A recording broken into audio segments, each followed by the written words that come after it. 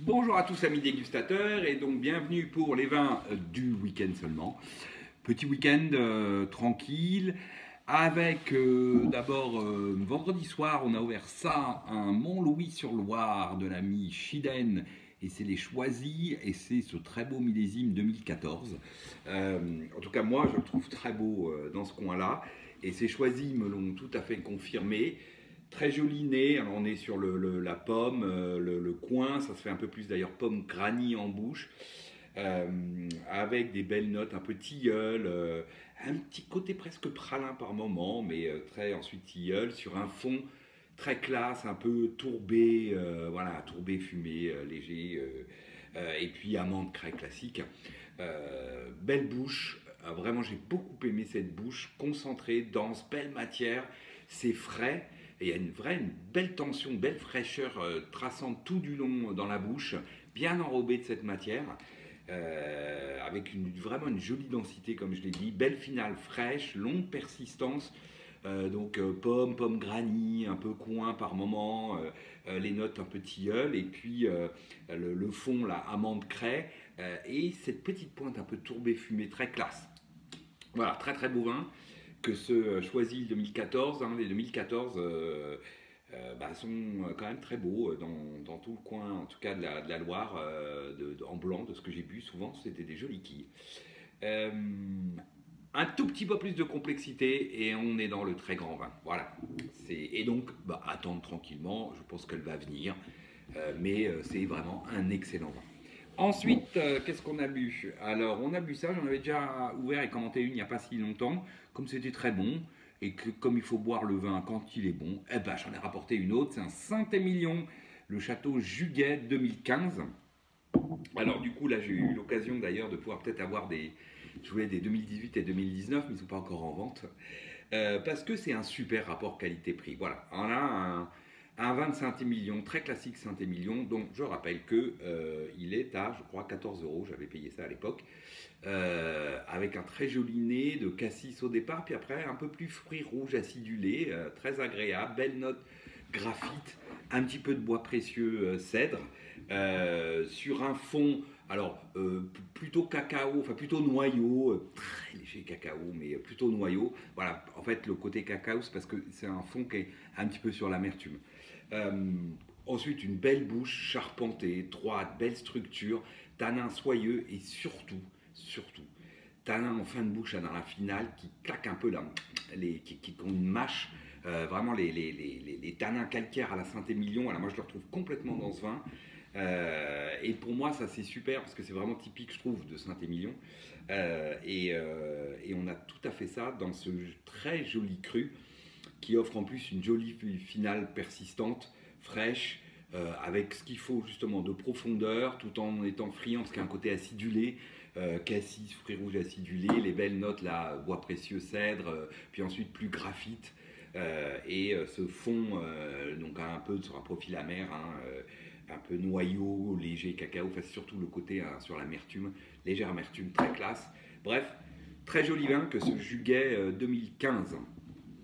Ensuite c'était ce midi, j'ai pas la bouteille, j'étais chez mon ami Stéphane du vin. Et Shiro, sa femme, nous avait fait des poissons crus japonais. Alors plein, pas que des poissons, d'ailleurs, des oursins, des coquilles Saint-Jacques, tout ça cru.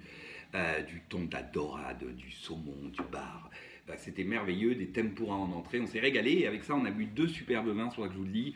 Le premier, c'était un Riesling Trimbach Frédéric Émile 2009 avec ce côté surprenant de Frédéric Émile en 2009, qu'il est d'une fraîcheur, voire d'un tranchant très surprenant, ce millésime pourtant très chaud.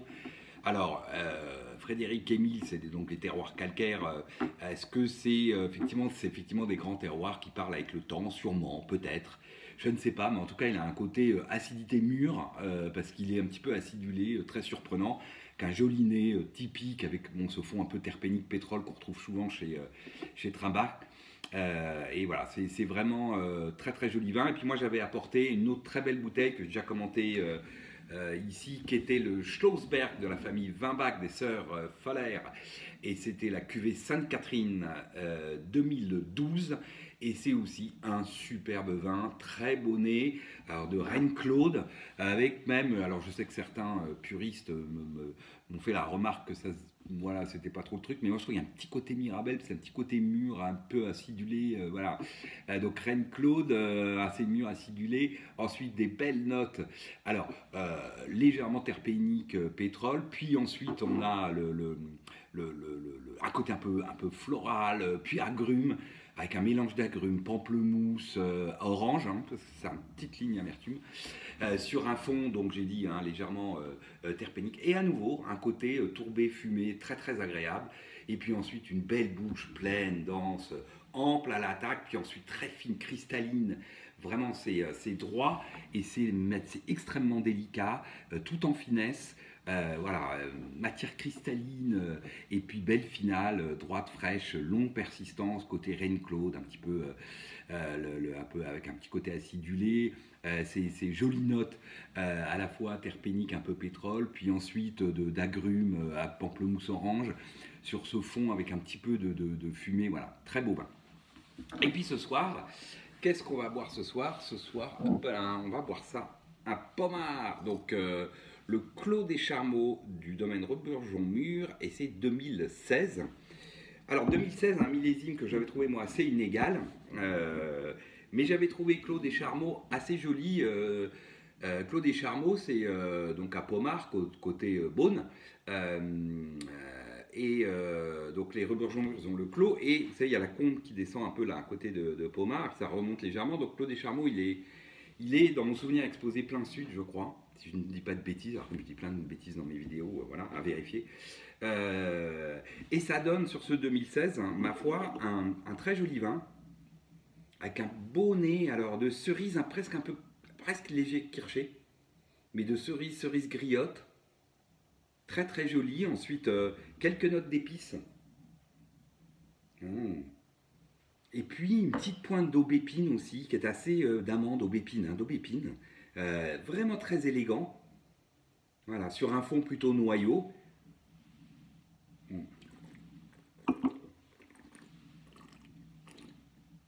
Alors ce que j'aime beaucoup dans ce 2016, souvent dans les 2016 on avait des grosses acidités, des grosses matières, et c'était pas très harmonieux. Il y avait un petit peu de grosse acidité d'un côté, matière un peu saillante, pointue de l'autre. Ici on a une belle fraîcheur, hein, ça c'est sûr. Hein, bonne acidité, belle fraîcheur, mais bien enrobé par les tanins qui sont pas trop saillants, qui sont même soyeux. Voilà, bien rond, bien soyeux, qui enrobe cette acidité. Par contre, il y a une sacrée puissance, parce que du coup, la finale est bien fraîche, hein, bien acide, entre guillemets.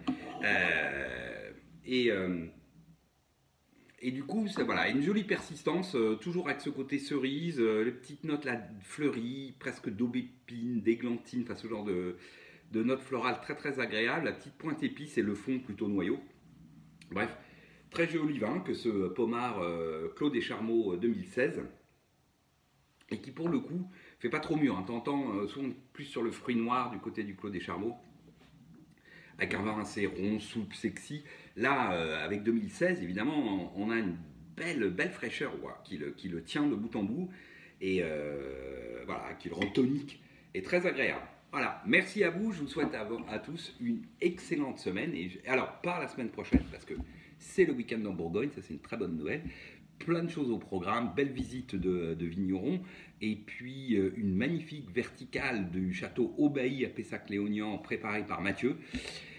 Ben, je vous raconterai ça de retour de Bourgogne probablement dans 15 jours. Allez, dans 15 jours, salut.